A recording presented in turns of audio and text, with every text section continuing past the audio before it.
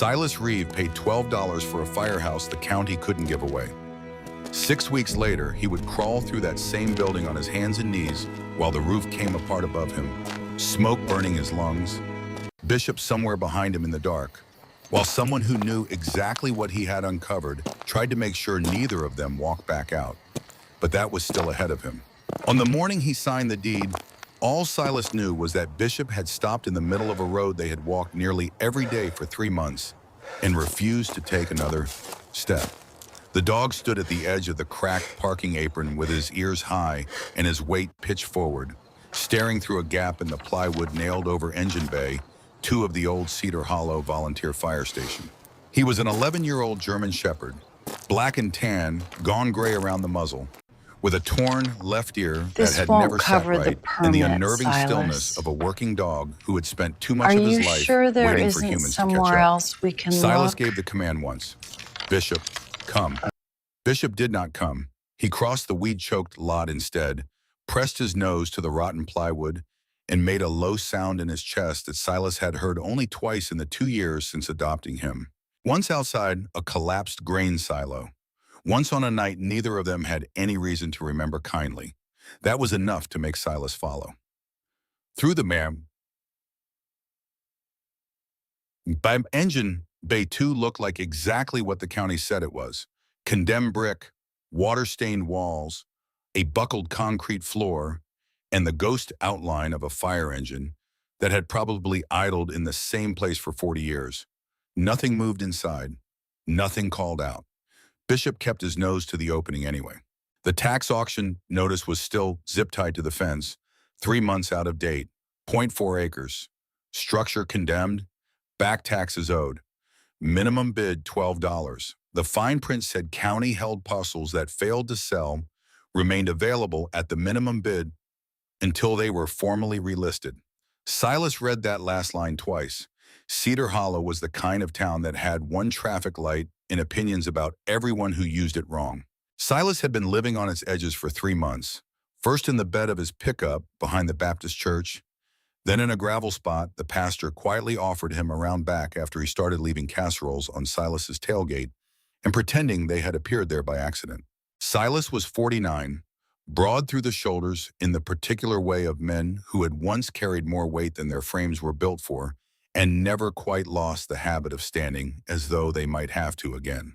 He had spent 12 years as an Army combat medic and left the service as a sergeant. Now he took same-day work where he could find it. Fences, gutters, rotten porch steps, anything that paid cash before dark. He did the work well enough that people hired him back, even the ones who crossed the street a little when they first saw Bishop. He had $11 and change in his truck's ashtray and a small check due Friday. He borrowed $1 from the pastor, told him it was for gas, and drove to the county clerk's office the next morning.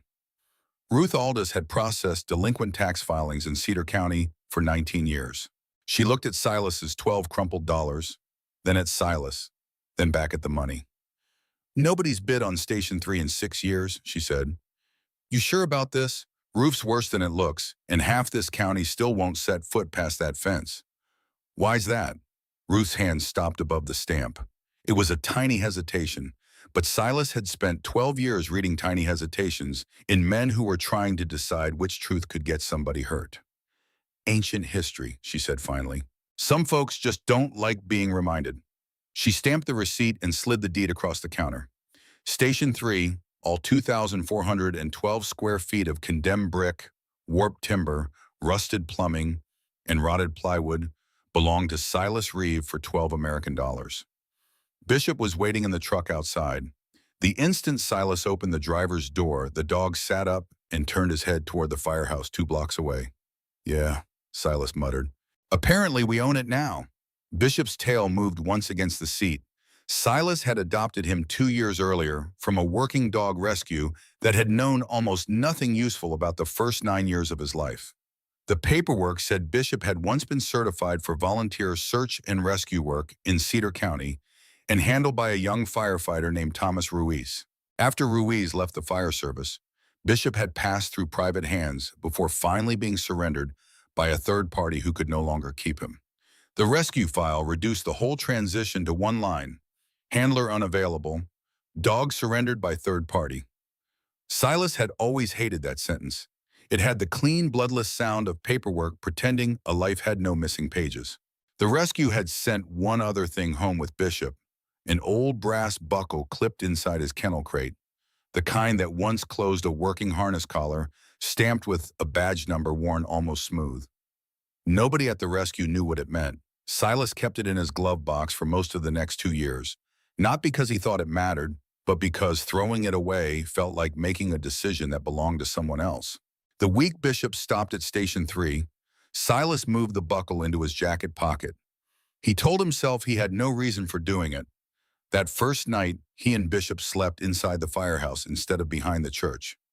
Mostly because $12 did not buy much in America anymore, and Silas felt obliged to mark the occasion. He laid his sleeping bag across the driest patch of floor in the back office. Bishop circled the room twice, checked both boarded windows, checked the door, and finally lay down facing the hallway instead of beside Silas. He did not sleep deeply.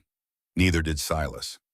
Sometime after 2 in the morning, a truck downshifted on the county road, and the sound of the engine pulled Silas backward 11 years before he could stop it. A supply convoy, a roadside device, a vehicle going up faster than any training exercise had prepared him for. 11 minutes in dust, smoke, diesel, and screaming metal. 2 men dragged clear, 1 man not. Corporal Nate Ferris had served beside Silas for 6 years.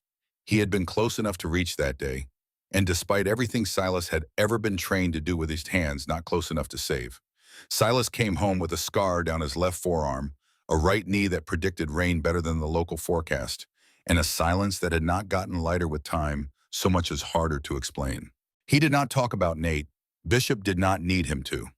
When Silas went still and his breathing changed, Bishop rose without command, crossed the floor, and leaned his skull hard into Silas's knee until the present became heavier than the memory. It was a language they had built over 2 years without ever deciding to build it. Silas trusted it more than most conversations he had ever had with people. By dawn, the truck sound had faded from his head. Bishop was still awake, watching the hallway. The building had been empty since Cedar County consolidated its scattered volunteer companies into a regional department 6 years earlier. Before that, Station 3 had served the Mill District, the old rail spur in the south side of town for generations. Cedar Hollow itself had grown around a textile mill, and the Whitcomb name, and even after the mill diversified into industrial storage and logistics and cut most of its local workforce, the family still occupied the town the way a large tree occupies a small yard. Not everywhere exactly, but in the shade of nearly everything. The Whitcombs had paid for the library's original wing, the elementary school gymnasium, scholarships, summer ball uniforms, and the 4th of July fireworks for longer than most people could remember. Their money had done real good. That was part of what made the rest harder to talk about. In Cedar Hollow, questioning the Whitcomb family did not feel to most people like challenging one rich household. It felt like accusing the hand that had signed half the county's paychecks of hiding something in its other fist. Silas had noticed the way voices changed when the name came up during his first month in town. He knew that register. He had heard versions of it in the Army whenever everyone in a platoon understood which officer's mistake was not supposed to become a sentence. He did not yet know what any of that had to do with Station 3. He only knew Bishop had brought him to the building. For now, that was enough. The next morning, Silas carried a pry bar across the engine bay, while Bishop waited so close to his leg that his shoulder brushed Silas's knee with every other step. The plywood came off easy once Silas had a legal reason to pull it. Inside, Engine Bay 2 was smaller than it looked from the road. The concrete floor buckled in one long crack down the center, where water had worked under it for a decade. The walls still hung with a faded chart of show-if rotations nobody had updated since a date 9 years back. That meant nothing to Silas, and, he would later learn, meant everything to half the town. Bishop went straight to the crack in the floor and started digging before Silas had finished stepping over the threshold. It was not casual digging. Silas had seen Bishop dig at rabbit holes and mole tunnels with a kind of half-hearted enthusiasm that gave up after a minute. This was different, measured, focused, the dog stopping every few scrapes to press his nose flat against the widening gap and breathe. The way he'd been trained to confirm a scent cone before committing to a dig site, a habit from a career Silas hadn't been there to see, but had learned to recognize after 2 years of watching him work. Silas knelt beside him and worked the rest by hand, clearing loose gravel and years of settled dust away from a shape too regular to be rubble. The dog did not move off once the metal appeared. He lay down beside the widening hole instead, chin on his paws, watching the work the way Silas imagined a foreman might watch a crew he trusted to finish correctly, and made no sound at all except once, when Silas's pry bar slipped and struck the concrete wrong, a single sharp exhale through his nose that might, in a man, have counted as a warning to be more careful. 20 minutes in, Bishop's paws struck metal. It took Silas another hour with a pry bar to work loose what turned out to be a rusted steel dispatch box, the kind fire departments once used to store shift logs and radio tapes before anyone trusted a computer with that job. Wedged into a shallow cavity beneath a slab that had clearly been dug and refilled by hand, not poured as part of the original foundation. Someone had buried it there on purpose, under fresh concrete, different enough in color from the surrounding slab that Silas wondered how nobody had noticed the seam through 9 years of footsteps, closures, leaks, and neglect. The lid was rusted nearly shut, and when it finally gave, it released a breath of stale air that smelled, faintly and impossibly after 9 years, of scorched insulation. Inside the box, an aging audio cassette labeled in fading marker "Warehouse Fire." Night shift. Hold? A stack of photographs gone soft and curled at the edges, and a laminated department ID card for a man named Tommy Ruiz, firefighter, Cedar Hollow Volunteer Fire Department, with a termination date stamped across it in red ink that made the whole card look like evidence of something rather than a simple personnel record. Silas knew that name.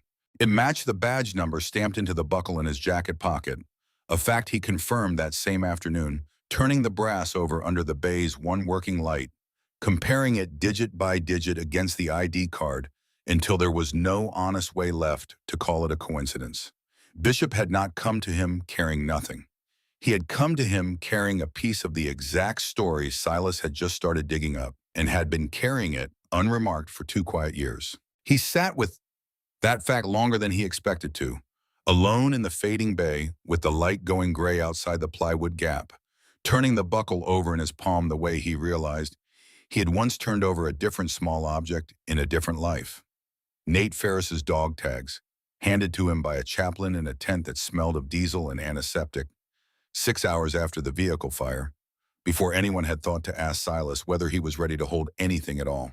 He had kept those tags in that glove box for years, long before Bishop's buckle ever joined them, before finally mailing them to Nate's mother in Ohio with a letter he'd rewritten 11 times and still never felt was adequate. He had learned in the years since that some objects did not need a man to feel ready before they started demanding something of him. They simply arrived and waited, and eventually made their claim whether he was prepared or not. The buckle, he understood now, sitting alone in the fading light of engine bay, too, with Bishop's head heavy against his thigh, had been waiting exactly that patiently for 2 years. He drove to the county library that afternoon and asked the reference desk for anything on file about a warehouse fire, and the librarian, a soft-spoken older man named Elton Pruitt, who had lived in Cedar Hollow his whole life, went quiet in the exact way Ruth Aldous had gone quiet, and pulled a single thin folder of yellowed newspaper clippings from a back cabinet without being asked twice. The Cedar Hollow Gazette, 9 years back, a fire at Whitcomb Textile Mill's storage warehouse had killed 2 overnight workers, Owen Castile and Roberta Fain, trapped by a blocked rear exit while the blaze spread faster than anyone on scene could explain. The official incident report, filed 6 weeks later, concluded that an auxiliary gas shutoff had been left open after a late-night alarm response, and assigned the failure to one Tommy Ruiz, 23 years old, on his 4th week with the department. Ruiz was terminated. He never worked another fire department shift in his life, according to the last line of the last clipping in the folder, dated 8 months after the fire. Ruiz leaves Cedar Hollow, declines comment. He was with the county search and rescue volunteers before he joined the fire company, Elton Pruitt said quietly, closing the folder. Trained a search dog. Used to bring him around the library on his day off, let the kids pet him. Sweetest thing you ever saw. I always did wonder what happened to that dog. Nobody ever asked why a rookie 4 weeks in was the one person blamed for clearing a gas alarm at a Whitcomb property when the chief himself was on scene. Elton went on, quieter still, as though the years hadn't made the sentence any easier to say out loud in his own library. That always bothered me. A rookie doesn't make a call like that alone when senior men are standing beside him. But the report closed it fast, and Owen Castile and Roberta Fain were already in the ground, and nobody in this town wanted to keep picking at a wound that fresh. It was easier to let it be one young man's mistake than to ask who gave the order. The clippings themselves, spread across the library bossy under the reading lamp's warm circle of light, told the story in the particular flat language small-town papers reserve for tragedies they don't yet know how to properly hold. Two dead in warehouse blaze, the first headline read, dated the morning after, above a photograph of black smoke visible from 3 streets away. Fire officials cite unsecured gas line, rookie firefighter named, ran 6 weeks later, the story crediting an unnamed internal departmental review for the finding, no byline of any investigator, no mention of who had actually conducted the review or how long it had taken. A third clipping, smaller, buried on page 4, reported that Whitcomb Textile Mill had voluntarily suspended overnight storage operations pending a full safety review. A sentence that read, to Silas now, less like contrition and more like a company quietly changing its procedures before anyone outside the mill had time to ask why the old Owens had been allowed in the first place. Did anyone from the fire department ever talk to the papers directly? Silas asked.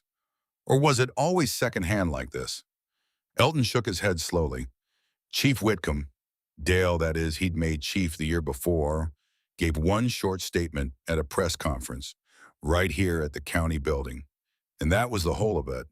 I remember because I went. Wasn't but 9 or 10 of us in the room. He looked steady as a church pew the whole time.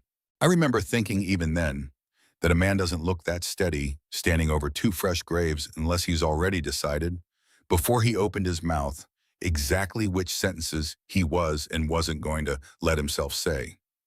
Bishop, lying at Silas's feet under the library table, lifted his head at the sound of it and did not put it back down for a long time. Something in the way Elton said it, too precise, too rehearsed, the sentence of a man who had turned the same thought over so many times alone that it had worn smooth, made Bishop lift his head a second time, ears forward, and hold very still, watching the old man's hands rather than his face. Silas noticed it and filed it away without understanding it yet. Silas drove back out to the county clerk's office the next morning with the laminated ID card in his shirt pocket, and Ruth Aldous, who had not asked him a single question about the building in 3 days, took one look at the card and set down the file she'd been holding. You found something out there, she said. It wasn't a question. Found a name, Silas said. Tommy Ruiz. Ruth was quiet long enough that Silas understood the silence was doing the same work every silence in this town seemed to do lately. A person deciding how much of an old truth they were willing to hand a stranger who hadn't earned the weight of it yet. I processed his unemployment paperwork myself, she said finally. 23 years old, and he looked 60 by the time he came through that door. Never said a word about the fire, never said a word about anything. Just signed where I told him to, and by the time that year was out, he was gone. She slid a scrap of paper across the counter with a name and an old forwarding address scrawled on it, information she had, by her own admission, kept in a drawer for reasons she'd never examined too closely. You go looking for him, Mr. Reeve. You tell him somebody in this county still remembers he never raised his voice about it. Not once. She paused, folding her hands on the counter in a way that made her look, for a moment, considerably younger than her 19 years behind that desk. I've processed a lot of paperwork in this county, Mr. Reeve. Marriage licenses, deeds, death certificates, every kind of ordinary human transaction this county has to offer. I don't get many chances anymore to process something that might actually fix a wrong instead of just recording one. I'd appreciate it if you didn't waste this one. That same week, on Ruth's recommendation, Silas drove 40 minutes to a strip mall law office to see a woman named Marlene Cobb, a former Army JAG officer who now handled the kind of small, stubborn property and records disputes nobody in a bigger firm wanted to bother with. Marlene was in her late 50s, silver crew cut, reading glasses on a cord, and she listened to the whole story. The deed, the box, the badge number, the 9-year silence. Without once interrupting, the particular discipline of someone who had spent 2 decades in courtrooms learning that the fastest way to miss the truth was to start talking before the whole of it was on the table. "You understand what you're describing," she said finally, "isn't just an old fire. It's a public record that was falsified to close a case fast, which means somebody with authority over that report had a reason to want it closed fast. That's not gossip anymore once you can prove it. That's obstruction. And depending how old the paper trail runs, it might not even be time-barred." She took off her glasses and looked at him directly. "I spent 11 years in the JAG Corps before I left active duty, Mr. Reeve. I don't take cases like this because they pay well. I take them because I got real tired, real young, of watching paperwork protect the wrong people. I'll help you. But I want you to understand now, before we start pulling threads, that towns like this one don't always thank you for finding out what they buried." She walked him through slowly and without any of the false comfort he'd half expected from a stranger taking on a case that clearly excited some old, unfinished part of her own history, exactly what the coming weeks were likely to look like. Preservation notices to lock the evidence down before anyone could quietly dispose of it, records requests to the county, and eventually to Whitcomb Industries directly. And she said this part plainly, watching his face for how he took it. The very real possibility that whoever had buried this the first time would not simply let it stay found without pushing back. "I'm not telling you that to scare you off," she added. "I'm telling you because I spent 8 years learning that the worst thing you can do to a client is let them walk into a fight underestimating how much the other side has already decided to lose. I've been shot at by people with a lot more reason to want me dead than a town councilman with a mill to protect," Silas said. "I think I can manage scared." He looked down at Bishop, curled at his feet beneath the folding table, and something in the flat certainty of his own voice surprised him even as he said it. "What I can't manage is finding out 15 years from now that I had the chance to fix something and decided the easier road was worth more than doing it. I've made that particular mistake with a doorway once already in my life. I don't plan on making it twice." Marlene almost smiled at that, the first real crack in her courtroom composure since he'd sat down. "Sergeant Reeve, I believe you. I'd still ask you to let me handle the parts of this that involve paperwork and lawyers threatening other lawyers. And you handle the parts that involve a dog with better instincts than most investigators I've worked with. Deal?" "Deal," Silas said and meant it, and did not yet know how literally both of them would end up meaning it before the year was through. Silas's truck died the same week, a corroded starter solenoid that would have cost him 2 days he didn't have to fix himself. And it was Ruth Aldous, again, who told him to call a man named Gus Okonkwo, who ran the county's only tow service out of a garage behind his house, and had, in Ruth's words, never once in 15 years let anybody's truck sit dead longer than it took him to finish complaining about it. Gus showed up within the hour, a broad, weathered man in his early 60s, with a permanent 5 o'clock shadow and the specific gruffness of someone who had decided, sometime in his 40s, that complaining loudly about a job was simply part of doing it well. He fixed the solenoid in 20 minutes, refused payment twice before finally accepting a folded bill Silas practically had to force into his shirt pocket, and, on his way back to his own truck, stopped cold at the sight of the plywood gap over engine bay, 2 and the fresh disturbance in the gravel, where Silas had been hauling debris out by hand. "You're the fella bought Station 3, Gus said. It wasn't a question either, the same way Ruth's had not been. $12. Whole town's still laughing about it, you know. No, except the part of the town that isn't laughing at all." He looked at the building for a long moment, chewing the inside of his cheek. "My daddy ran a wrecker out of this county for 40 years before me. Towed cars off that mill's back lot more times than I can count. Back before they cleaned their act up on paper, at least. Man like that doesn't forget things easy." He spat once off to the side in the particular way of men who considered spitting a form of punctuation. "You need somebody to haul junk out of there who isn't afraid of what folks will say about it. You call me. I don't scare as easy as I used to pretend I did." He climbed back into his own truck, then paused with the door half shut, looking back at Silas with an expression that had lost most of its earlier gruffness. My daddy used to say a record driver sees this whole county's business sooner or later, whether it wants to be seen or not. I always figured that meant keeping quiet about what I saw. Getting older, I've been wondering if maybe it meant something closer to the opposite. He became, without either of them ever formally agreeing to it, a fixture of the work from that week forward, hauling debris in his flatbed, showing up unannounced with a thermos of coffee, bad enough that Silas eventually stopped drinking it out of politeness and just poured it out when Gus wasn't looking, and providing, in his loud, complaining, entirely reliable way, exactly the kind of company that made the growing weight of what Silas was uncovering feel, for an hour or two at a stretch, almost bearable. Bishop took to Gus almost immediately, in the specific, unguarded way he extended to very few people outside Silas himself, leaning his full weight against the man's leg the second visit onward, and following him around the lot with an attentiveness Gus pretended, loudly and unconvincingly, to find annoying. "Dog's got better sense than half this county," Gus muttered one afternoon, scratching behind Bishop's torn ear, while pretending to inspect a length of gutter he had no real reason to be holding. "Knows exactly who's worth sticking close to and who ain't. Wish I'd had that kind of sense my first 40 years in this business."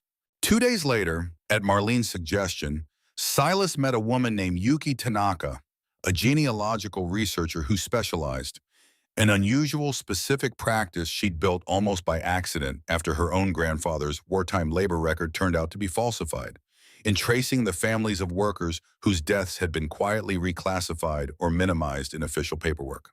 She arrived with a laptop bag and a stack of index cards and sat across from Silas at a folding table in the back of Nandy Across's newspaper office, which had, without anyone formally deciding it, become the room where all of this now happened. "Owen Castile had a sister in Ohio, last I can find," Yuki said, scrolling through a database on her laptop. "Roberta Fane's family scattered after the fire. Divorce, a move, a name change through marriage. It'll take me a few weeks to run all of this down properly, but I can already tell you one thing that doesn't sit right." She turned the laptop around. "The county's official casualty index lists Castile and Fane's deaths as workplace accident, insurance claim closed, no further action. No mention of a fire department investigation at all. Somebody scrubbed the cross-reference. That's not an accident of filing. That takes a person on purpose with access." She tapped the screen once, underlining the sentence with her finger the way a teacher might underline a student's error. "Filing mistakes look sloppy. This looks careful. Careful is always the tell." "How do you find people who don't want to be found because the county lost their brother's name?" Silas asked, "instead of because they're hiding?" "Practice," Yuki said not unkindly, "and patience most people don't have anymore. My grandfather's labor record from the war got quietly reclassified too, for reasons that had nothing to do with him and everything to do with somebody protecting a number on a different ledger. Took my family 30 years and 3 separate researchers to get the truth back into his file. I do this now because I got tired of watching grief live next door to paperwork that refused to agree with it." She closed the laptop gently. "I won't promise you Owen Castile's sister will want to talk to you when I find her, Mr. Reeve. Some families have made peace in ways that don't need reopening. But I promise you she'll get to choose that for herself instead of having the choice made for her by somebody else's convenient filing 9 years ago." Marlene, listening from the end of the folding table with a legal pad half filled with notes, tapped her pen once against the paper. "I'll start drafting a preservation notice this week. Puts the county and Whitcomb Industries both on formal record that this material can't be destroyed or altered pending review. It won't stop anybody from trying something ugly, but it means if they do, we've already told a judge, in writing, exactly what to expect them to try." On that Sunday, with nowhere he needed to be until the following week's filing deadline, Silas drove the 20 minutes out to what remained of the Whitcomb Mill's old storage warehouse, a low, half-collapsed structure the company had never fully rebuilt after the fire, choosing instead to construct a newer, larger facility a half-mile down the access road and leave the old footprint to the weeds, the same way the county had left Station 3. Bishop rode with his head out the window the whole way, and the moment Silas parked, the dog was out of the truck before the engine had finished ticking. Nose to the ground, tracing something Silas couldn't see through knee-high grass toward the collapsed rear corner of the building. The same corner, Silas realized, comparing the wreck against a photocopied floor plan Elton had included in the folder, where the blocked exit had once been. He stood there a long time in the quiet, the mill's newer building humming faintly in the distance, and thought about Owen Castile and Roberta Fain running for a door that would not open while a rookie firefighter followed an order he had already said out loud was unsafe. It was the first time the story had stopped feeling to Silas like a puzzle he was assembling out of paper and testimony, and started feeling instead like a place two people had actually died badly for a reason that had never once had anything to do with him. Bishop, sensing the shift in him the way he always did, abandoned whatever scent he'd been following and came to sit pressed against Silas's leg instead. And the two of them stood there together at the edge of the ruined footprint until the light started going gold and it was time to drive back. Silas never put the cassette near his truck stereo. The moment Marlene saw its condition, she told him a 9-year-old tape that might be evidence got one careful playback, not a dozen experiments. Nadia Cross, who ran the Gazette as a one-woman operation out of a storefront that used to be a hardware store, still had a service cassette deck her predecessor had used to archive scanner traffic. With Marlene present and the recorder running, they made the first controlled playback there. Nadia was in her late 30s, sharp-eyed, permanently ink-stained at the knuckles, and she listened to the first 12 seconds of the tape with her hand pressed flat against her mouth before she reached over and stopped it. "That's not Tommy Ruiz's voice," she said. "That's the chief, Dale Whitcomb." "Whitcomb," Silas repeated. "Same Whitcomb as the mill?" "His older brother owns the mill, owned it back then too. And back then, Dale was wearing 2 hats, fire chief and day-to-day operations man at his brother's mill. Small volunteer towns are full of people whose day jobs cross into public service. Most of the time it works because people act in good faith. This time the conflict mattered. Nadia's jaw tightened the exact way Marlene's had, 40 minutes away and in a different career entirely. When a person chose a sentence with more care than the sentence itself would suggest. Dale ran the volunteer department for 4 years until the county consolidated the stations, then ran for town council. He's chaired it for the last 5. Randall Whitcomb still owns Whitcomb Industries outright.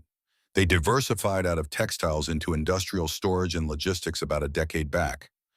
Biggest private employer left in this county by a wide margin. I was 29 when that fire happened. I remember the report. I remember thinking it closed awfully fast for a fire that killed 2 people. She played the rest of it. The tape was a recording of department radio traffic from a gas alarm response at the mill less than 20 minutes before the fire, garbled but audible enough in stretches to make out a voice. Whitcomb's confirmed a moment later when he identified himself by call sign, ordering Ruiz to reset the alarm and leave the auxiliary line in service instead of shutting the system down and waiting for the utility company. A shutdown, Whitcomb said, would cost the mill 2 days of production during its biggest contract quarter in years. Ruiz's voice came back younger and tighter, reminding him that the valve had already failed 2 inspections and saying he was not comfortable clearing the scene. Whitcomb's answer was flat and final. Reset the alarm, clear the crew, and let the men who ran the town worry about the rest. The tape ended 11 minutes before the warehouse went up. Nobody in the room moved for several seconds. Then Nadia rewound the cassette, looked at Silas and said, "This does not spend another night as one piece of plastic in one building." Before Silas left the Gazette office, she had made a clean digital transfer, a second copy on an external drive, and a third encrypted copy Marlene arranged to store outside Cedar County. The original tape went into a sealed evidence bag. Marlene logged the chain of custody herself. If somebody wanted the truth buried again, they would no longer be able to do it by finding one box and one match.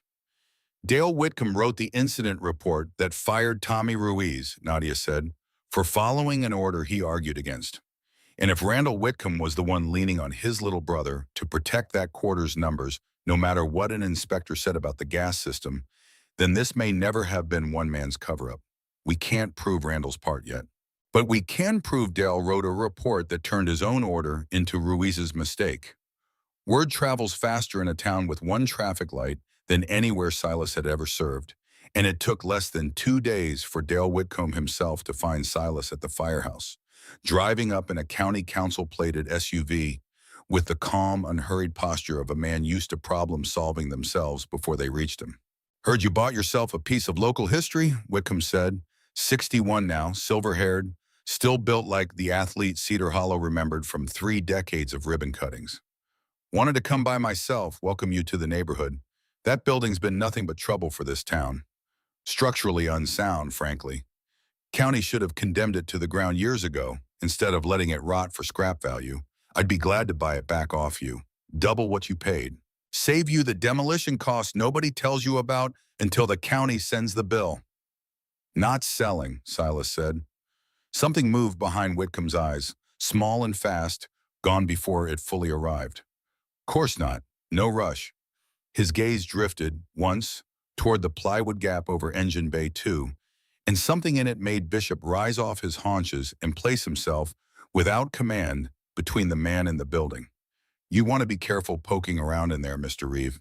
Old buildings like this, you never know what you're liable to stir up. This town's already buried enough people over the history tied to that station." "Funny," Silas said, matching Whitcomb's own unhurried tone as closely as he could manage. "You know exactly which people I'm asking about, don't you? I never told you what I found." The friendliness in Whitcomb's face did not fully leave, but something underneath it shifted the way ice shifts on a pond a half-second before it gives, silent and total. "I've lived in this county 61 years, Mr. Reeve. I know every story that buildings ever had cause to tell. Comes with the chair I sit in." He smiled again, wider this time, and it did nothing at all to warm the rest of his face. "You serve this country, I respect that plenty, but you've been here 3 months. I'd think hard before you decide you understand this place better than the people who built it." He left before Silas could ask him what he meant by that, and the SUV's taillights disappeared around the church corner into a dark that felt, to Silas, considerably less quiet than it had an hour earlier. Bishop did not settle for a long time after the SUV was gone, pacing a slow, tight loop along the fence line with his nose low, and when Silas finally called him in for the night, the dog pressed against the closed door of the back office rather than lying down on his blanket, as though some part of him intended to stand watch there until morning, whether Silas asked him to or not. Randall Whitcomb himself called 2 days later, a number Silas didn't recognize lighting up his phone mid-afternoon while he was clearing debris with Gus, and something in the studied warmth of the man's voice, so similar in cadence to his younger brother's, that Silas nearly hung up assuming it was Dale calling back, kept him on the line longer than he otherwise might have stayed. "Mr. Reeve, Randall Whitcomb, I understand my brother paid you a visit." A pause, brief, waited. "Whitcomb Industries has supported this county's economy for 4 generations, Mr. Reeve. My grandfather built this company out of a single textile contract into the largest private employer this region has left. I built on what he left me. I'd like to make you an offer, $75,000 cash for 2,400 and change square feet the county couldn't get anyone to take for $12 until you showed up. Call it a gesture of goodwill toward a veteran trying to get his footing in a new town. No further digging required, no more nights sleeping in a condemned building. You could buy yourself an actual home with that kind of money, Mr. Reeve. Somewhere with a working roof and no history attached to it at all." "That's a strange number," Silas said slowly, turning it over the way he turned over most things people offered him too quickly, looking for the weight hidden underneath the shine of it, for a pile of rust nobody wanted a few weeks ago. A pause, brief, and when Randall Whitcomb spoke again, something in his tone had thinned, just slightly. The smoothness pulled a fraction tighter over whatever sat underneath it. "It's a fair number for a man who understands that some questions cost more to keep asking than they're worth answering. Whatever my brother's department found or didn't find 9 years ago, Mr. Reeve, it was investigated thoroughly by trained professionals and closed. Reopening old grief doesn't bring anyone back. It only hurts the living who are left holding it on both sides of this conversation." "Funny," Silas said. "You know exactly which grief I'd be reopening. I never told your brother what I found, and I sure never told you." The line was quiet for a 2 count longer than it should have been. "The offer expires Friday," Randall Whitcomb said, and the warmth was gone from his voice entirely now, filed down to something flat and precise. "I'd hate it for circumstances to make the decision less pleasant than it needs to be." He ended the call before Silas could answer, And Silas stood in the gravel lot for a long time afterward with the phone in his hand and Bishop's weight pressed against his leg, and understood that he had just been told, as plainly as a man like Randall Whitcomb was ever going to say it out loud, that the clock had started. A county inspection notice arrived 3 days later, taped to the firehouse door in a plastic sleeve, citing structural hazards and scheduling a demolition review hearing for the following month. The first inspection Station 3 had received in 6 years, filed, Silas noticed, under an authorization signature that traced back to the council chairman's office. Ruth Aldis called him herself to say she'd never seen an emergency demolition review move that fast in 19 years of processing county paperwork, and that she didn't like what that kind of speed usually meant. The inspector himself, a tired county contractor named Herb Sutton, who clearly wanted no part of whatever politics had assigned him this particular job, walked the property with visible reluctance, noting real but ordinary structural wear, a sagging roof truss, some water damage, nothing Silas hadn't already flagged himself in his own repair notes. And then, almost apologetically, a line item that hadn't come from anything he could see with his own eyes at all: elevated liability concern per county risk assessment. A phrase Marlene would later establish, through a records request, had been added directly by the council chairman's office after Herb Sutton's own report was already filed, over his objection, noted in a margin only Marlene thought to ask for. "I told them the building was standing fine for a man doing careful work on it," Herb admitted to Silas quietly, on his way back to his truck, glancing once toward the county SUV that had trailed him the entire inspection at a distance just far enough to seem incidental. "Wasn't my call what got added after I turned it in. Man's got to make a living in this county, same as anybody, Mr. Reeve. I'd think hard about who exactly wants this building gone bad enough to put words in a report I already signed." The pastor stopped leaving casseroles that week, not out of unkindness, he told Silas apologetically, but because 2 members of his congregation sat on committees Dale Whitcomb still quietly controlled, and a man in his position had learned, the hard way, which battles belonged to him and which didn't. Silas understood.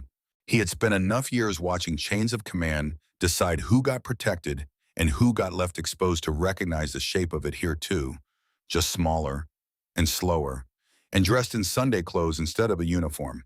He almost sold. He stood in Engine Bay 2 on a rainy Thursday with Whitcomb's number in his phone and Bishop pressed against his leg, and thought seriously for the first time about how much simpler it would be to take the money, fix his truck, and let 9 years of somebody else's unfinished business stay buried where he'd found it. He had not asked for any of this. He had bought a building for $12 because his dog stopped in a road. And somewhere in the space of 2 weeks, that small, almost accidental decision had turned into a county inspection. Legal bills he had no business taking on, neighbors suddenly measuring their words, and a man with a county-plated SUV implying, without ever quite saying it, that Silas's own safety was now a negotiable line item. Not everyone in Cedar Hollow wanted him gone, though it took the better part of 2 weeks for that to become visible.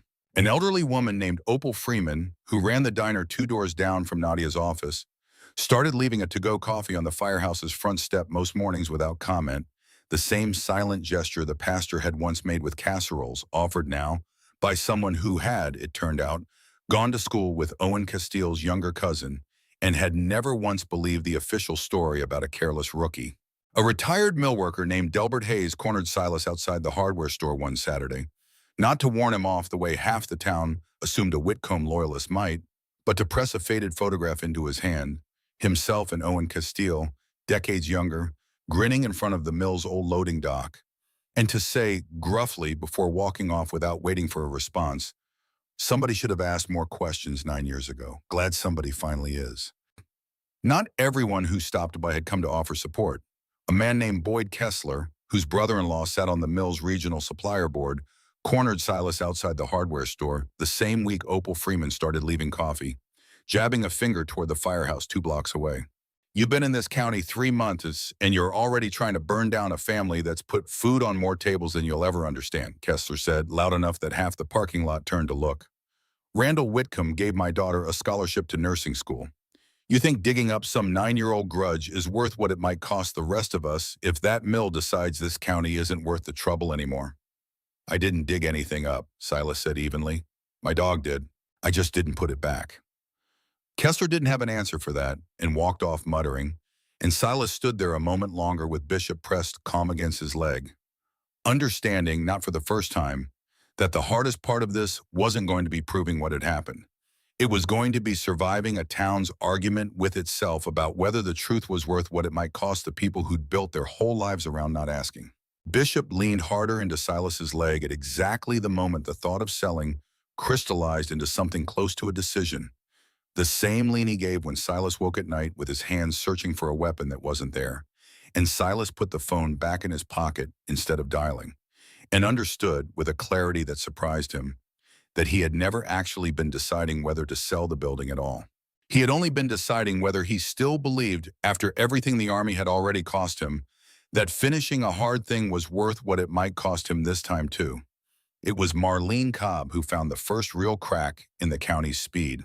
Filing a records request the following week, she discovered that the demolition review authorization had been backdated 3 days to make it appear routine rather than reactive. A small, sloppy detail, the kind a man confident nobody would ever check leaves behind without a second thought. Sloppy is good, Marlene told Silas over the phone. Sloppy means scared. Careful men don't backdate paperwork. Scared men do. Then Elton Pruitt disappeared from the library for 4 days without explanation. And when Silas went looking for him, the assistant librarian said only that Elton had taken some personal time after a man from the county, she didn't know his name, hadn't caught it, had come by asking pointed questions about a research folder Elton had checked out of the archive 9 years ago and never formally returned. Nadia's second article connecting the shift tape to the Whitcomb name ran the following week alongside an unsigned letter to the editor accusing Elton Pruitt of having deliberately withheld the original fire department archive box from public record for 9 years.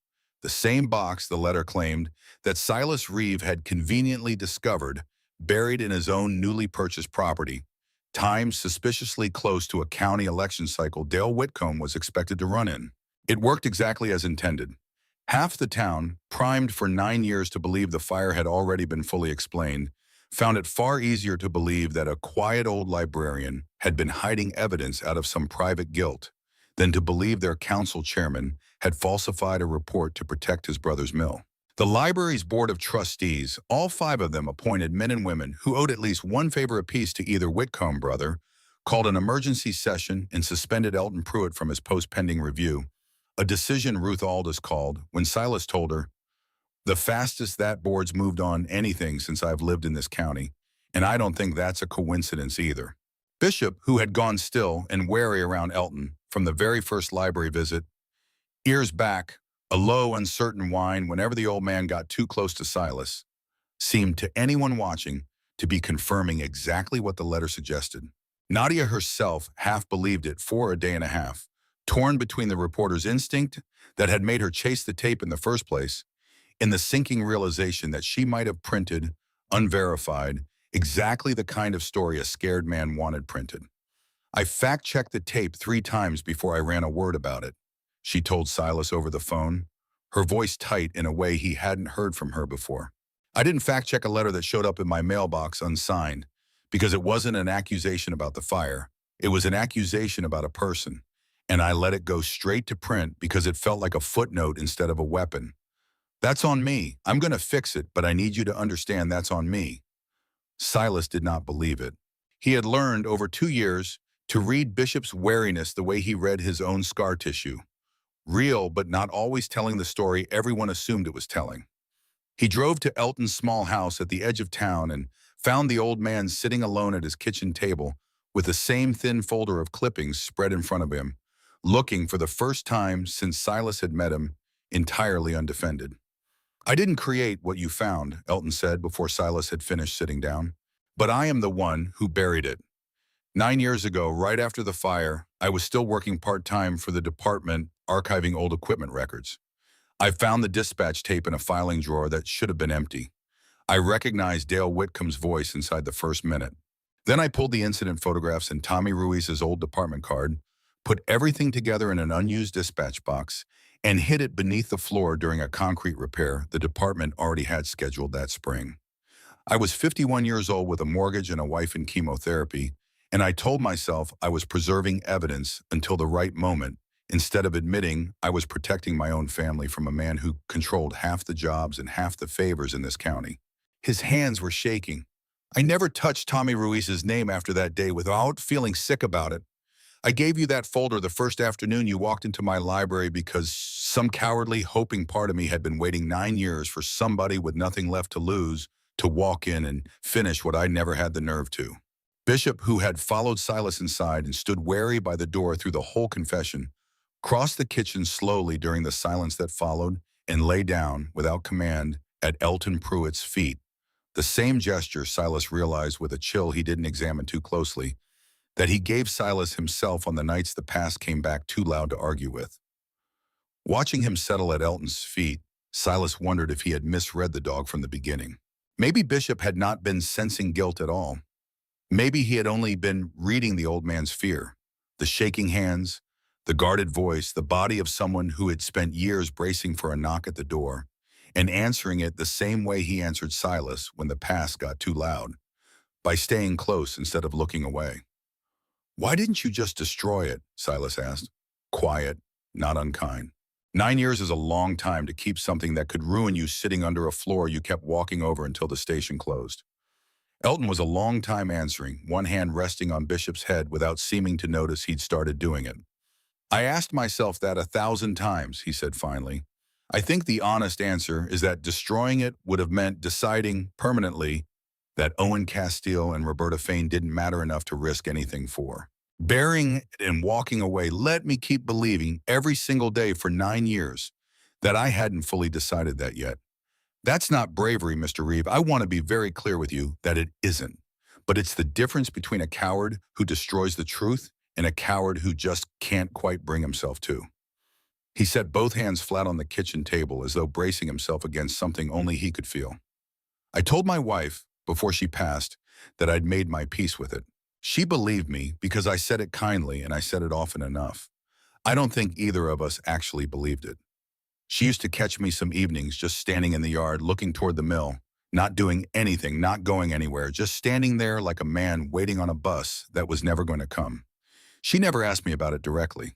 I think she knew that if she asked, I'd have had to either lie to her again or finally tell her the truth. And by then, neither of us had the strength left for either one." He looked down at the dinner, and something in his face, for the first time since Silas had known him, came fully undone. "I used to see Tommy Ruiz walk that dog past this very house on his evening off, before any of it happened. He'd let my grandkids pet him right there on that porch. I've thought about that boy every day for 9 years and never once had the nerve to write him a letter. And now his own dog just walked into my kitchen and lay down at my feet like he already forgave me for something I never had the courage to ask forgiveness for out loud." His voice broke on the last few words. "I don't expect that to fix anything. I just needed somebody to hear me say it plainly, for once, instead of leaving it buried where it was easier to leave it." One more than the days that followed, Bishop's behavior around the property changed in a way Silas noticed but couldn't yet name. A new restless patrolling along the fence line each evening that hadn't been part of his routine before, a reluctance to settle fully, even on quiet nights, a habit of positioning himself without being asked, in whichever doorway offered the clearest line of sight to the road. Silas had seen dogs do this before, in a different context entirely, in the weeks leading up to something a platoon's collective instinct had already sensed before any single man in it could have explained why. He mentioned it to Marlene, half joking, and she did not laugh. "I'd trust that dog's instincts over most security consultants I've worked with," she said. "If he's telling you something's coming, Sergeant Reeve, I wouldn't spend too much energy arguing with him about it." Silas did not have an easy answer for that, and he did not try to manufacture one. He had spent enough years around men carrying weight they couldn't fully explain to know that the kindest thing he could offer, most of the time, was simply not to look away while they said it. He sat with Elton at that kitchen table until well past midnight, the two of them and the dog saying very little else, and drove home with the folder of clippings on the passenger seat and a plan, forming slowly, to make sure whatever came next in this town did not cost the old man anything more than 9 years already had. Marlene told the full story the next morning, was quiet for a long moment on the phone before she spoke. I'm not going to pretend what he did was nothing, Mr. Reeve. 9 years is a long time to leave a family's grief unfinished, even out of fear rather than malice. But fear isn't the same crime as the one Dale Whitcomb committed, and I intend to make sure this county understands the difference before this is over. A man who buries the truth because he's terrified and then spends 9 years quietly trying to find the courage to undo it is not the same as a man who buries the truth to protect his own bank account and never once loses a night's sleep over it. I've prosecuted both kinds in my time. I know which one I'd rather this town spend its anger on. She was as good as her word. When the library board moved the following week to make Elton's suspension permanent rather than temporary, Marlene appeared at the next board meeting herself, unpaid, laying out with careful precision exactly how much of what the town now knew it owed to a frightened man's 9 years of quiet preservation rather than destruction. The board did not fully reinstate him that night. That would take the spring, and a formal county apology, and the rest of the truth finally settling into place. But they did, under her steady, unhurried scrutiny, walk back the permanent suspension before the meeting had even formally adjourned, buying Elton the months he needed to still be standing, if quietly and provisionally, inside the library's doors when the whole truth finally caught up with the rest of the town. The fire started at 11:40 that night in Engine Bay 1, the side Silas hadn't gotten around to clearing yet, and by the time the smoke alarm Marlene had insisted on installing woke him in the back office, where he'd taken to sleeping most nights now instead of the church lot, the flames had already found the old timber roof trusses and were climbing fast. He was on his feet and moving before he had finished waking, the old training taking over faster than conscious thought. Low, stay low, count your exits. Don't trust the first door you remember. And for the first several seconds, it worked exactly the way 12 years of discipline had built it to work. He got the back office door open. He got 3 steps into the connecting hallway with his forearm pressed across his mouth. He was, for those first several seconds, simply a man doing the correct, practiced thing in a burning building. Nothing more complicated than that. Somewhere behind him, faint under the growing roar, he could hear Bishop's claws scrabbling against the concrete floor of the office, the dog having woken at the very first waft of smoke, seconds before the alarm itself, and already moving toward him rather than away from the danger, the same instinct that had once sent a search and rescue dog into collapsed buildings other animals refused to enter. Then a support beam gave somewhere above Engine Bay 1 with a groan loud enough to feel in his chest, and a wash of orange light rolled through the gap in the connecting doorway ahead of him, and something in the exact color and roar of it, not the smoke, not the heat, but that specific rolling orange wash, that specific sound a structure makes right before it truly commits to falling, reached backward through 11 years and found the one memory Silas had spent every day since trying not to stand too close to. He got as far as the connecting doorway before the smoke dropped him to his knees, and it was there, coughing, disoriented, one hand braced against a wall gone hot enough to feel through his palm, that 11 years fell away completely and Silas was not in Station 3 anymore. He was under a rolled vehicle outside Kandahar with flames climbing the undercarriage and Nate Ferris's voice getting quieter instead of louder, his own hands slick with someone else's blood and his own sweat, reaching for a strap he could not get loose no matter how many times his training told him the angle should work. And his hands, he realized distantly, had stopped working the way he told them to, frozen mid-reach at a doorway that wasn't the doorway that had actually mattered, 11 years and half a world away from the one his body insisted he was standing in. He could hear himself saying Nate's name. He was fairly sure, in the part of his mind still tethered to the actual burning building around him, that he was saying it out loud. It was Bishop who broke it. The dog seized the sleeve of Silas's jacket in his teeth, not gently, not the careful mouth he used for retrieving objects, but the hard, insistent grip of a working animal executing a drag and recover maneuver he'd been trained for a lifetime ago and had apparently never once forgotten, and hauled backward with his whole body weight until Silas's knee scraped concrete and the present tense came crashing back over the past one, hard enough to hurt. Smoke. Fire. Now a building, not a vehicle. Bishop, not Nate. Silas would not remember later exactly how many seconds that had taken. Bishop's account of it if a dog could give one, would likely have been measured differently than his own. But he would remember with total clarity the specific moment his vision cleared enough to recognize the shape pulling at him as a mason and not a hand, and the specific relief that crashed through him in that instant, sharper and stranger than the fear had been. The relief of understanding all at once that this time, unlike the last time, someone had actually reached him in time. It was not a thought so much as a full-body recognition, the kind that arrives before language catches up to it, and it would return to him, unbidden, on ordinary mornings for months afterward, folding laundry, filling Bishop's water bowl, nothing dramatic at all, a small aftershock of gratitude with no immediate cause, the particular residue certain kinds of survival leave behind long after the danger itself has passed. He got his legs under him and followed the dog's pull toward the rear exit marked on the original floor plan Elton had pointed out only a week earlier, a door Silas hadn't even consciously remembered existed until Bishop's whole body was shoving against it, scrabbling at the old push-bar mechanism with his paws in a way that looked, for one terrible second, like it might not give. And then it did, swinging open into cold night air that hit Silas's lungs like something almost physically sweet. And the two of them stumbled out onto the gravel together, coughing, Bishop immediately turning to press his full weight against Silas's side the instant they cleared the doorway, as though making certain by touch that the count of who had made it out matched the count who had gone in.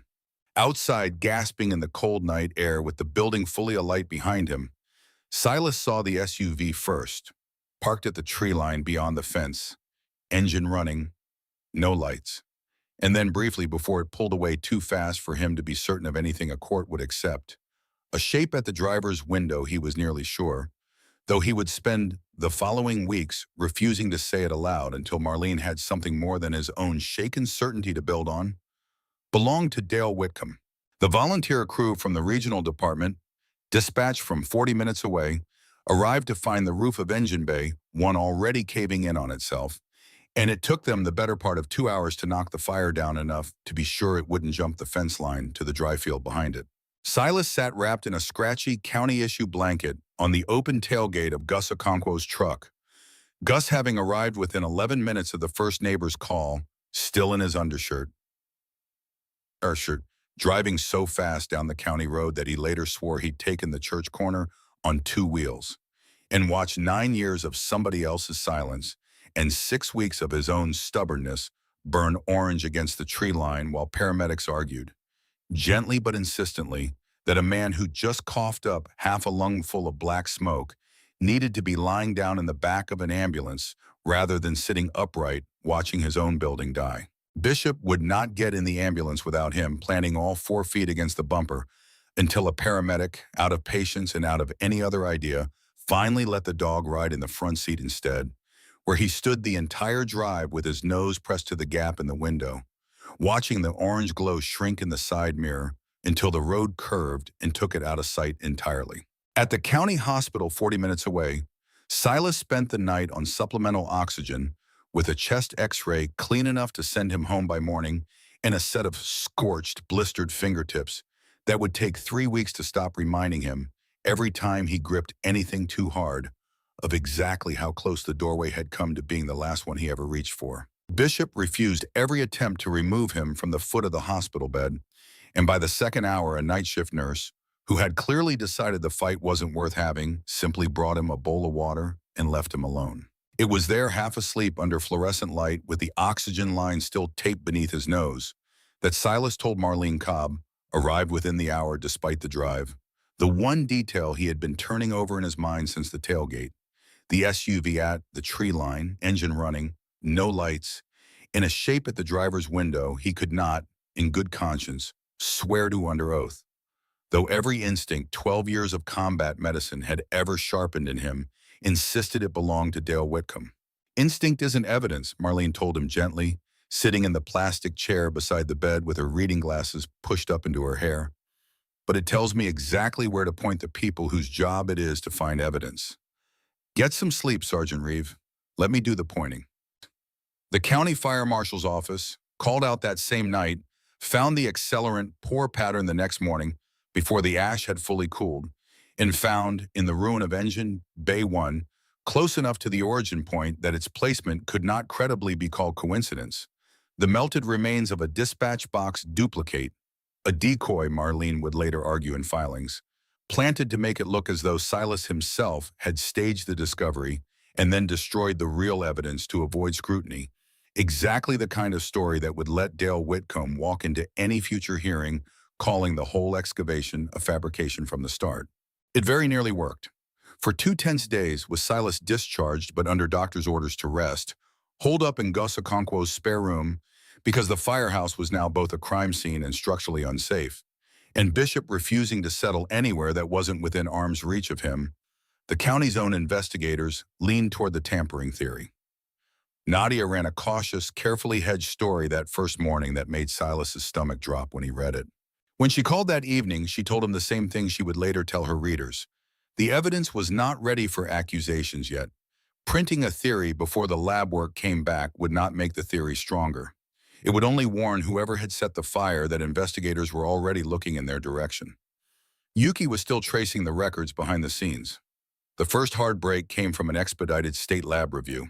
A partial fingerprint lifted from the least damaged section of the decoy box's latch matched Kurt Danvers, a Whitcomb Industries maintenance supervisor whose prints were already in a state hazardous materials credentialing database. That gave investigators a name. Yuki gave the name a history.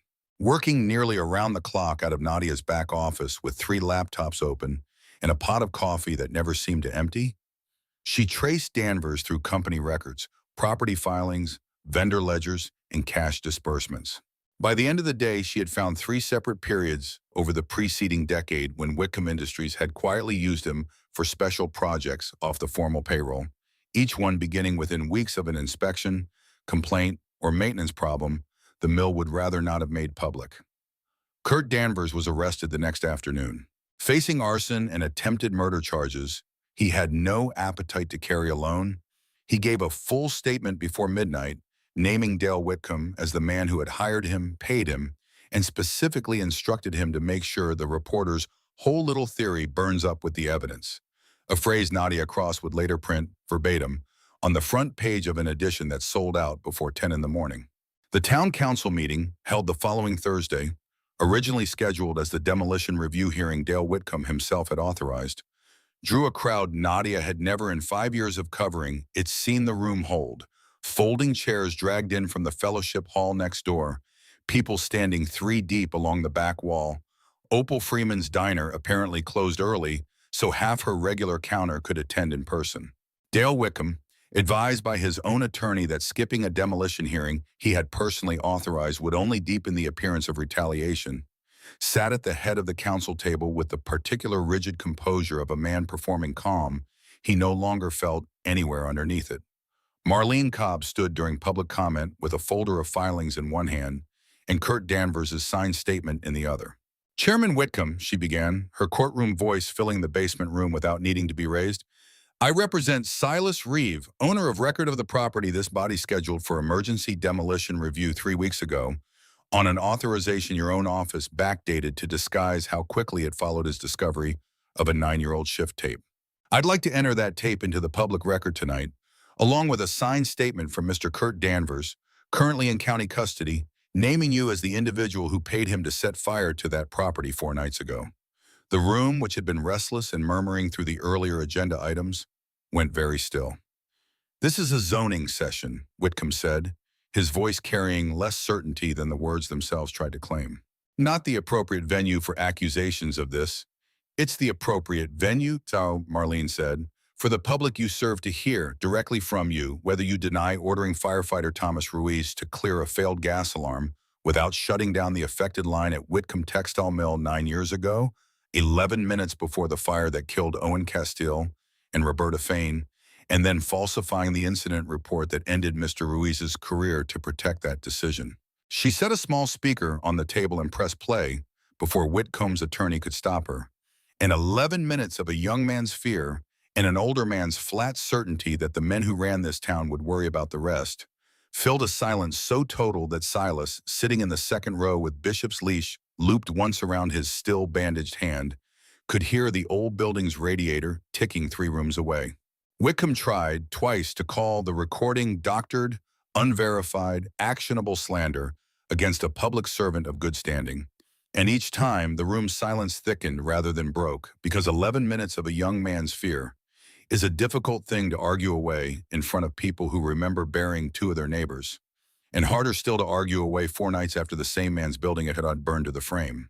It was Ruth Aldous, sitting quietly in the third row where she'd come straight from closing the clerk's office, who rose without being recognized, in a voice that had processed 19 years of this county's paperwork and had apparently decided it was done being quiet about what some of that paperwork had buried, and said simply, "Dale, sit down and let her finish." He sat down. "Mr. Danvers' statement," Marlene continued, once the room had settled again, "confirms that Chairman Whitcomb specifically instructed him to, quote, make sure the reporter's whole little theory burns up with the evidence. I'd remind this counsel that the reporter in question is sitting in the third row of this room right now, and that the evidence in question is this recording, which was professionally digitized, logged, and stored off-site the same week it was recovered, did not, in fact, burn up with anything. Bishop brought that night on Marlene's specific request over Silas's own hesitation. Wearing the faded working harness, Silas had cleaned the ash from 3 separate times, checking the seams by hand each time, before he'd trusted anywhere near the dog's skin again, walked the length of the council floor, unbidden the moment Dale Whitcomb's voice rose in a third denial, crossed to the head of the table, and sat directly in front of the chairman's chair, staring up at him without blinking. The same fixed, immovable position Silas recognized from watching him hold a search subject years ago in a training video Tommy Ruiz, contacted that same week by Marlene's office, had finally agreed to send. Legally, it meant nothing, and nobody in the room mistook a dog's behavior for evidence. But Cedar Hollow remembered Tommy Ruiz walking that same dog through town before the fire, and the image landed with a force no lawyer in the room could fully control. The county sheriff, sitting in the back row in plain clothes, was on his feet requesting Kurt Danvers' statement formally entered before Whitcomb's attorney could object. Minutes later, he asked Dale Whitcomb to step into the hallway. Dale did not return to the chairman's chair. The meeting went into recess while deputies took him into custody, and it was in the stillness that followed, the particular silence of a room that had just watched 9 years of a comfortable story come apart in under 4 minutes, that Randall Whitcomb, notified by phone that his brother's arrest was now a matter of formal record, issued the only public statement his own attorneys would ever let him make, that Whitcomb Industries categorically denied any knowledge of or involvement in any actions taken by Dale Whitcomb in his personal or municipal capacity, a sentence that satisfied almost no one in the room and that Marlene would spend the better part of the following year working methodically to prove was considerably less true than it was worded to sound. Dale Whitcomb was arraigned on arson, attempted murder, and obstruction charges the following month. He pleaded not guilty at the arraignment itself.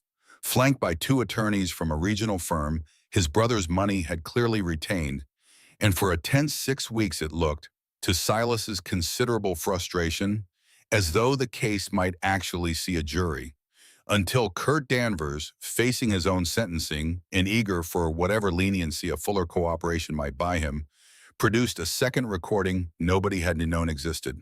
A voicemail Whitcomb had left him 2 days after the fire, panicked and unguarded in a way his public composure never once allowed, instructing Danvers to stay quiet and stay paid.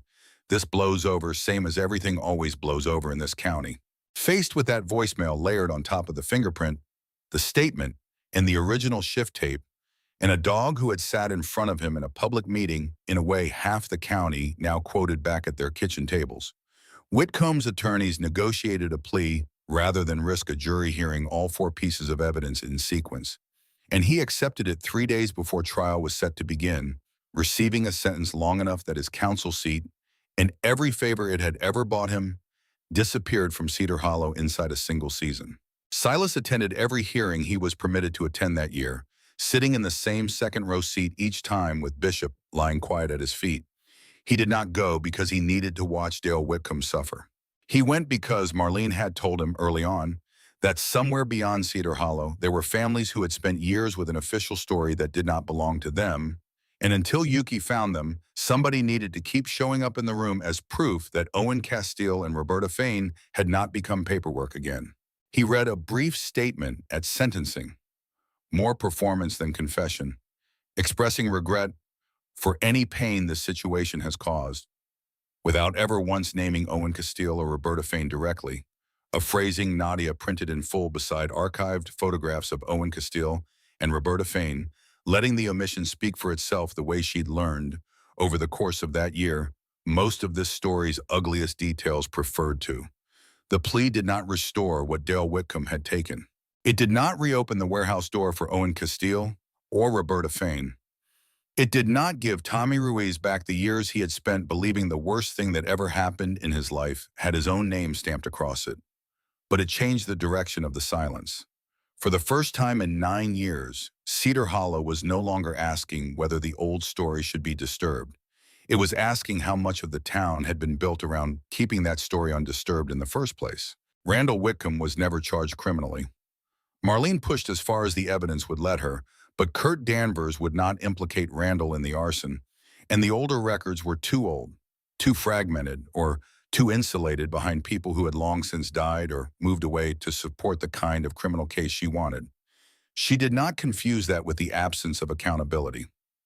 Her civil filings against Whitcomb Industries kept moving.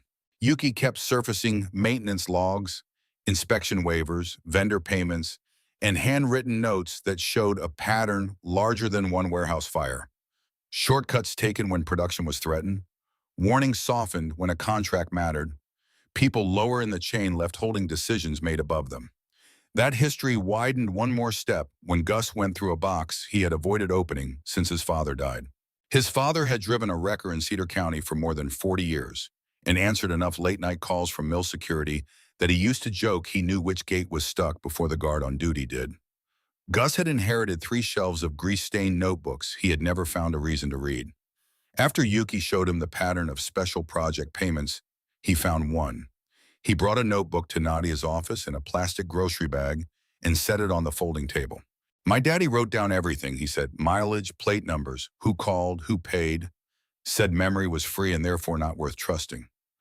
Most entries were ordinary. Dead batteries, mud, broken axles. Then Yuki reached 3 entries from the 2 years before the warehouse fire. Each carried the same unusual notation.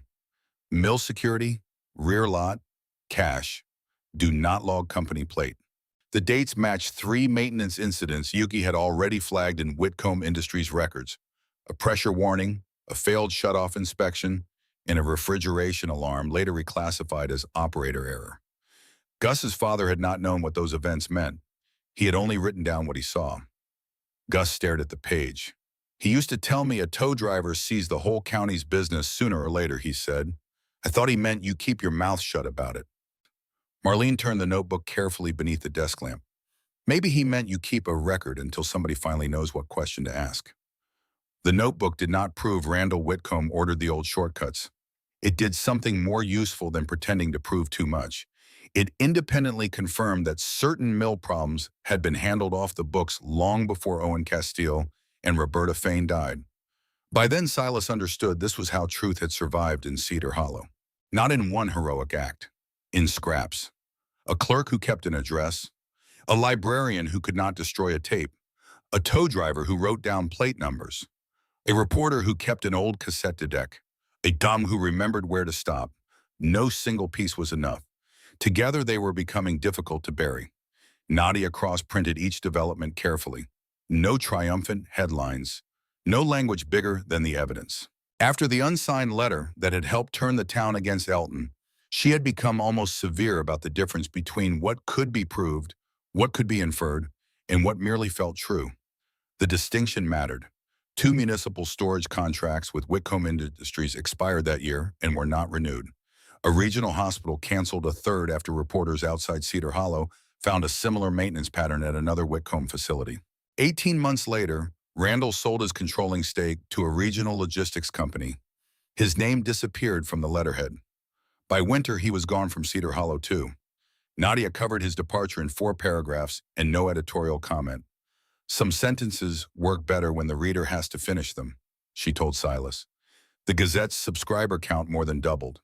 Nadia used the money to hire a second reporter. Elton Pruitt's story took longer to settle. Marlene had already stopped the library board from turning his temporary suspension into a permanent one. The following spring, after the criminal case had made the larger truth impossible to ignore, the board reinstated him fully and issued a formal county apology that he read once, folded carefully, and put in a drawer. Nobody called what Elton had done brave. Elton, least of all. He gave a sworn statement and turned over every remaining record connected to the fire. Prosecutors ultimately declined to pursue him, citing the age of the conduct and his full cooperation. He had left two families without the truth for 9 years. He had also left the truth alive long enough for somebody else to find it. Both facts had to be carried at the same time. Too late to fix the years, he told Silas, but not too late to stop lying about them. Yuki found Owen Castile's sister first, but she did not call the moment she found a phone number. She verified everything before touching the grief on the other end of the line. Birth records, marriage records, old obituaries, property transfers, name changes. She checked every connection twice because, as she told Silas, grief was not the place to test a guess. Delia Castile Marsh was Owen's younger sister. She was 51 now, living outside Columbus, with two grown children who knew their uncle mostly through photographs and a family story that ended with the words "workplace fire." For 9 years, nobody from Cedar County had called her with anything more. Yuki had learned caution the hard way early in her career. Once, trying to be kind, she had softened bad news until a widow interrupted and asked whether Yuki thought grief was too fragile to survive a plain sentence. She had never forgotten it. So with Delia, she began with names and dates: the warehouse fire, the blocked rear exit, the gas alarm, the order on the tape, the falsified report, Tommy Ruiz. Then she stopped talking. Delia was silent long enough that Yuki checked the phone. "I always wondered why it closed so fast," she said finally. "I taught myself that wondering was disrespectful to the people who investigated it." "It wasn't," Yuki said. "No," Delia answered. "I guess it wasn't." She asked for copies of every record before deciding whether she wanted to come to Cedar Hollow. Yuki promised to send them with the uncertain parts marked as uncertain rather than smoothed over. Roberta Fain's trail was harder. Her daughter Priya had married, moved twice, and stopped using the surname Fain except on legal documents. Yuki found her through a cross-reference, then spent another day confirming she had the right woman. Priya was 39. She had been young when her mother died and had carried one image into adulthood: Roberta running toward a rear exit and simply not reaching it in time. Yuki told her the truth in the same plain order. The exit had been blocked. The dangerous condition behind the fire had been known. A young firefighter had objected. His chief had overruled him. The report had blamed the young firefighter for the chief's decision. Priya did not cry immediately. She asked 3 questions about the records, then 2 about Tommy Ruiz, then 1 about Bishop. "You're telling me the dog that belonged to the firefighter they blamed is the reason anybody found the tape?" "I'm telling you the dog stopped at the building," Yuki said. "A man listened to him. What happened after that took a lot of people."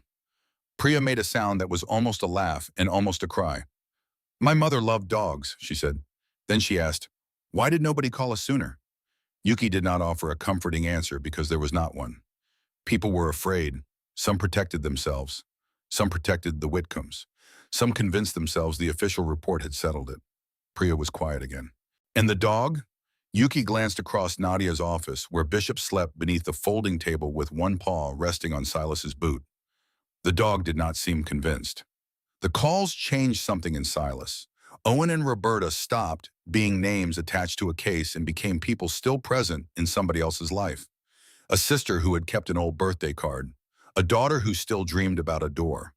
The work was no longer only about correcting paper. It was about returning a choice to families who had never been given one.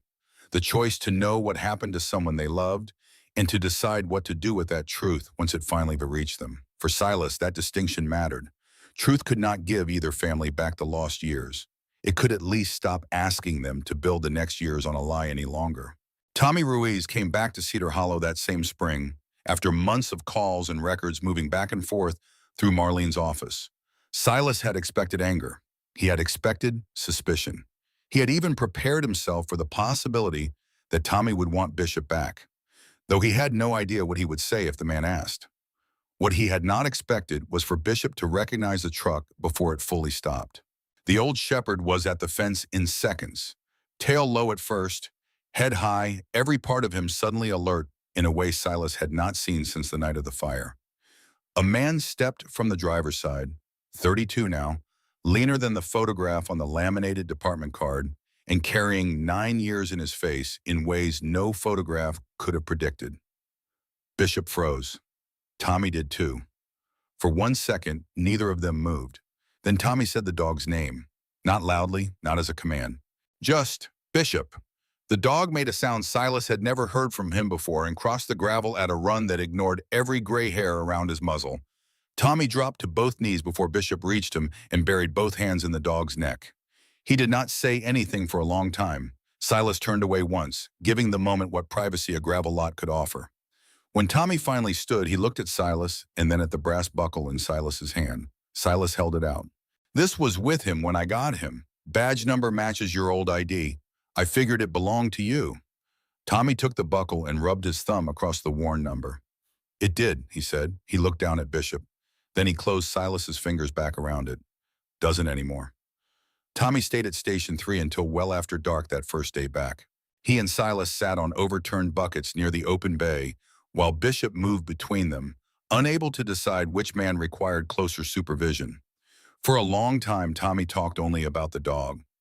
Bishop had been barely 2 when the warehouse burned, already certified for wilderness search and beginning structural search work. Tommy had trained him through the county volunteer team before taking a probationary spot with the fire company.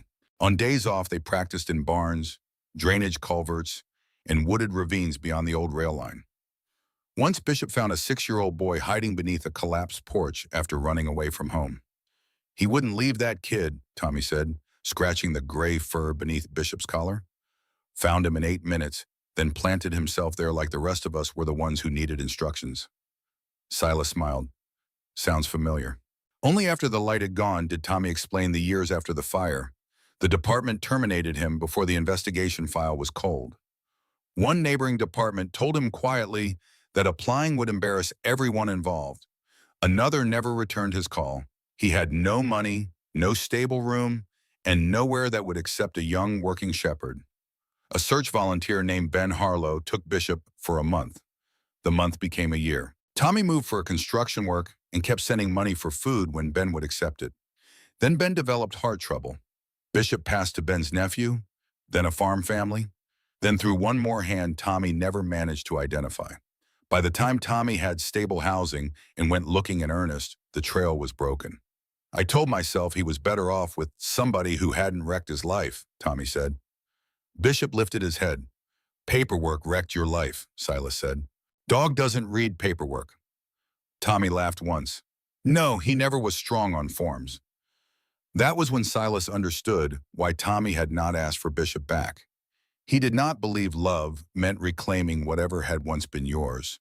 He looked at the life Bishop had built beside Silas and refused to turn reunion into another loss.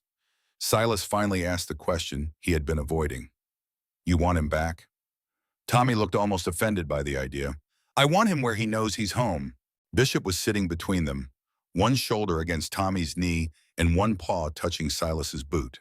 Tommy pointed down. Looks like he already answered. Silas felt something in his chest loosen that he had not admitted was tight. Tommy saw it and smiled. You don't owe me the dog, Sergeant. You gave him a life. That's not something I came here to take apart.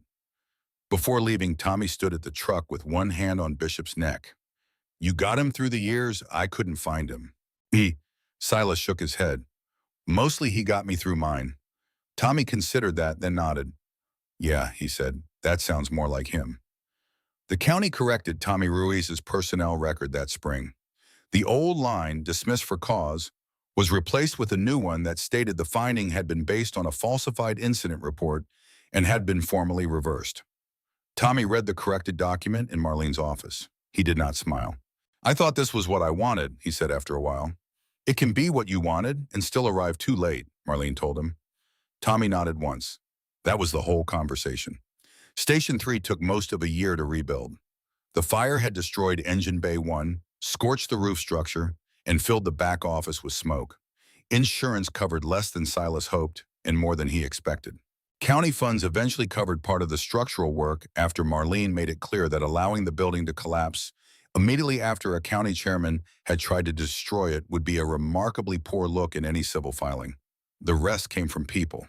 Gus Okonkwo arrived every Saturday with his flatbed, a thermos of coffee nobody wanted, and a running complaint about how a man who bought a firehouse for $12 had somehow tricked him into donating several $1,000s worth of labor. He salvaged the old engine bay doors instead of replacing them. Building's been through something, he said. Should be allowed to look like it. Opal Freeman fed whoever showed up to work. Ruth Aldous found old property diagrams nobody had remembered existed. Herb Sutton, the inspector whose report had been altered, volunteered a weekend to help brace a wall he had once been pressured to call a public danger. Even the pastor came back with casseroles. He never offered a speech about why he had stopped bringing them. Silas never asked for one. Some apologies arrived as sentences. Some arrived carrying a casserole dish through a construction site and staying until the last piece of drywall was hung. By late summer, Gus had stopped calling Station 3 that place you bought. He called it our place once while arguing about a window frame. Silas noticed. He did not mention it. Elton had an idea for the front room. Not a museum exactly. He hated the word museum because it made history sound finished. He wanted a small public archive for Cedar County's overlooked labor and emergency service records, copies of corrected reports, oral histories, old shift photographs, names that had been reduced to numbers, and stories that had survived only because somebody refused to throw away the wrong box. The rebuilding gave the town a way to participate without requiring everyone to know the right words. People who had avoided Silas at the hardware store appeared with work gloves. A retired electrician rewired the front room at cost. 2 former mill employees spent a Saturday stripping smoke-blackened plaster without mentioning Randall Whitcomb. Opal kept a legal pad at the diner where volunteers wrote what they could bring. Lumber, paint, a truck, 4 hours, lunch. Almost nobody called it restitution. Maybe carrying drywall felt more honest. One rainy Saturday, Delbert Hayes arrived with the faded photograph of himself and Owen Castile that he had once pressed into Silas's hand. He had put it in a cheap wooden frame. Archive ought to have a picture where the man isn't a victim yet, he said. That sentence changed the room. Yuki asked Delia for photographs from Owen's childhood. Priya sent one of Roberta at a county fair holding lemonade and squinting into the sun. Ruth found old volunteer rosters. Nadia contributed copies of her new reporting beside the original Gazette stories that had helped cement the false version. If we're showing how a record gets corrected, she said, we should show the wrong record too. There was no ceremony when the first shelf went up. Gus held one end. Tommy held the other. Silas drove the screws. Bishop lay directly in the doorway, forcing everyone carrying lumber to step around him. Safety inspector, Gus said. Union, Tommy answered. It was the first time Silas heard Tommy joke inside Station 3. A building could hold more than the worst thing that happened inside it. Apparently a person could too. The county approved it. The families approved it too. That mattered more. Delia and Priya both came to Cedar Hollow for the dedication the following autumn. They met for the first time at the regional airport and recognized each other before Yuki had to introduce them. Silas thought grief had its own posture. Maybe people who had carried versions of the same unanswered question could see it in one another from across a room. The ceremony was small. No stage, no banners. Nadia stood near the wall with a notebook instead of making herself part of the event. A regional camera crew filmed from the back. Gus wore a pressed shirt and complained that the collar was trying to kill him. On the wall inside the archive room was a modest brass plaque. Owen Castile, Roberta Fain. Thomas Ruiz, firefighter. Record corrected. Below the names in smaller letters, Elton had proposed one final line and insisted everyone approve it before the engraver touched the brass. With thanks to the big who would not walk past. The original buckle from Bishop's old working collar sat in a glass case beside the plaque. Tommy had finally agreed to let it stay there. A week earlier, he had given Silas a duplicate cast from the original and threaded it onto a plain keyring. You carried the borrowed one long enough, he had said. Now, standing in the archive room, Silas could feel the duplicate in his pocket while the original caught a strip of afternoon light behind glass. Priya stood in front of her mother's name for a long time. When she finally turned, Bishop was sitting a few feet away watching. Show her. She crouched and placed one hand on his head. His tail struck the floor once. I used to dream about a door that wouldn't open, she said. Not to the crowd exactly, but not quietly enough to keep the words private either. My mother was on one side, I was on the other. I could never tell which of us was trying to get through. I stopped having that dream a few years ago and thought maybe it meant I'd made peace with not knowing. She looked at the plaque. I don't think that was peace. I think I just stopped expecting the door to open. Yuki stood beside her. It's open now, she said. Priya nodded. Tommy spoke next. He rested one hand on Bishop's shoulder and stared at his own corrected name on the wall. I imagined coming back here 1,000 times, he said.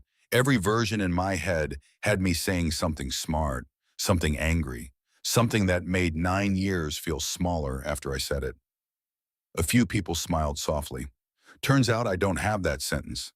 9 years is 9 years. Owen and Roberta are still gone. My name being right on a piece of brass doesn't change what their families carried, but it matters that the lie doesn't get the last copy.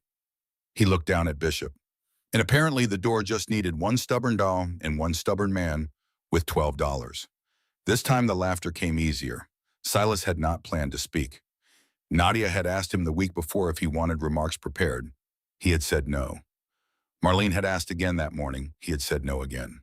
Then everybody looked at him. Silas hated crowds. He hated microphones more. Bishop leaned against his leg, so Silas stepped forward. Somebody offered me $75,000 to stop asking questions about this building a few weeks after I bought it for 12, he said. I want to be honest about something. I thought about taking it. The room stayed quiet.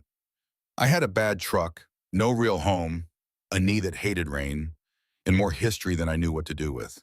$75,000 sounded like a clean exit, and I'd spent a lot of years believing a clean exit was about the best thing a man could hope for.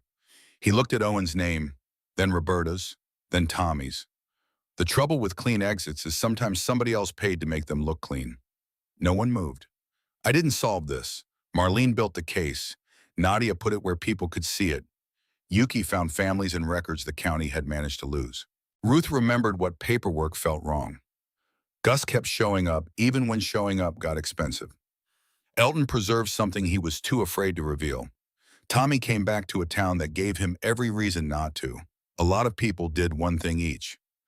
Silas rested his hand on Bishop's head. I just didn't argue with my dog when he stopped in the road. Afterward, people kept asking Silas what he was going to do with Station 3. He never had a grand answer. He lived there. That was the first thing. The back office became a small apartment with a real bed, a second-hand table, and a window Gus insisted on replacing twice because the first one looked cheap. The archive occupied the front room. The restored engine bay became a community workspace where volunteer crews stored storm supplies and where, on Saturday mornings, a handful of local dog owners began showing up after somebody heard the veteran at Station 3 knew something about working animals. Silas corrected that rumor every time. I never trained a search dog, he told them. Tommy did. Tommy, who was working construction 2 counties away, started coming back when his schedule allowed. At first, he stood at the edge of the lot and offered a correction only when somebody was about to teach a dog something stupid. By his 3rd visit, Gus had built him a small equipment rack without asking whether he planned to stay. The Saturday dog sessions became the quietest proof that Station 3 had changed. Silas never advertised them. One neighbor brought a young shepherd that panicked at thunder. A deputy came with an aging tracking dog whose handler wanted advice on keeping him engaged after an injury. Then 2 teenagers from the volunteer rescue team began showing up early to sweep the bay before Tommy arrived. Silas taught only what he knew. Read the dog before you correct the dog. Do not confuse hesitation with disobedience. Do not ask an animal to trust a doorway you are afraid to enter yourself. Tommy handled the technical work. Scent patterns, search grids, recall, indications. Their styles fit together without much discussion. One morning, Silas watched Bishop lying in a patch of sun while a young dog worked a simple, hidden person exercise across the old parade lot.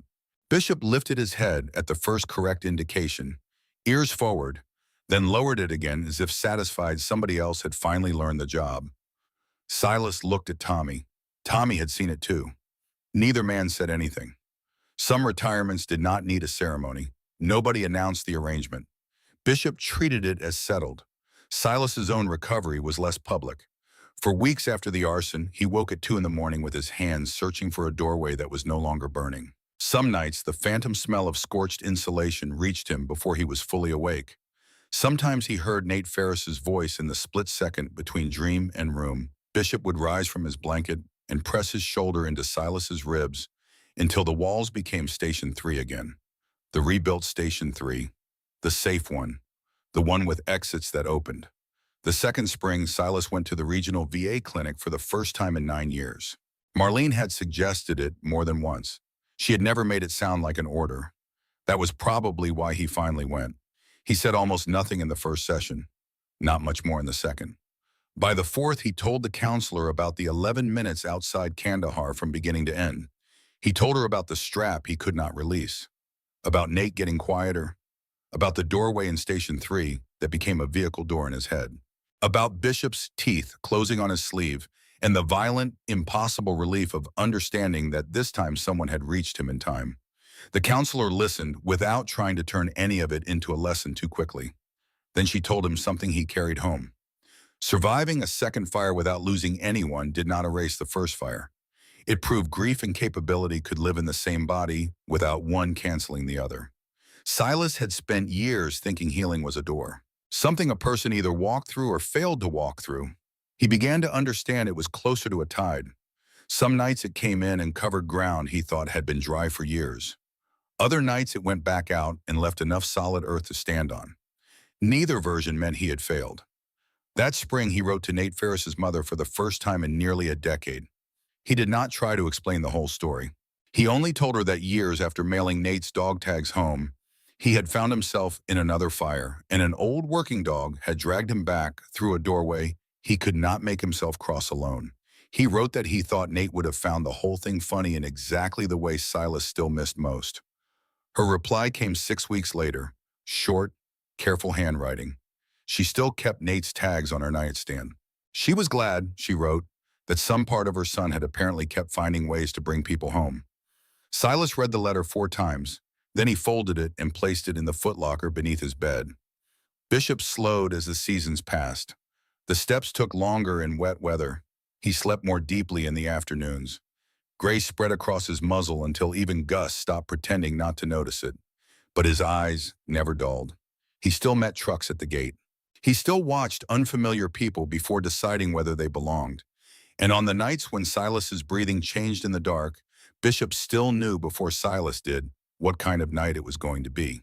Sometimes a shoulder against the ribs, sometimes a head on the knee, sometimes nothing but quiet company on the porch, while Cedar Hollow's one traffic light changed for an empty road. The town did not become perfect because one lie was exposed. Boyd Kessler, the man who had once accused Silas of trying to destroy the family that fed the county, never came to the archive dedication. Some people apologized. Some changed the subject. Some kept insisting the Whitcombs had done more good than harm and resented being asked to count the two honestly. Silas stopped needing everyone to agree. The record agreed.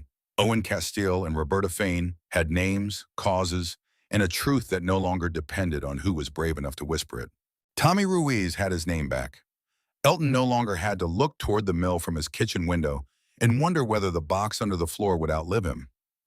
In Station 3, the building Cedar County had tried to sell for the price of lunch because nobody wanted the liability of remembering it, had become a place people entered on purpose. Maybe there is a Station 3 in your own life. An old debt nobody collected, a name reduced to one line nobody double-checked, a silence everyone learned to walk around because opening it looked harder than living beside it. Silas Reeve did not heal by forgetting Nate Ferris. Cedar Hollow did not become whole by pretending Owen Castile and Roberta Fain had simply died in an accident no one could have prevented. Healing began when the record finally agreed with the truth, when people who knew better stopped protecting the silence, and when one old dog refused to keep walking past a door everyone else had learned not to see. If this story moved you, subscribe to Silent Ranks K9 for more stories of loyalty, sacrifice, and second chances. And tell us in the comments, is there a door in your own town nobody has opened yet because it has always felt easier not to ask?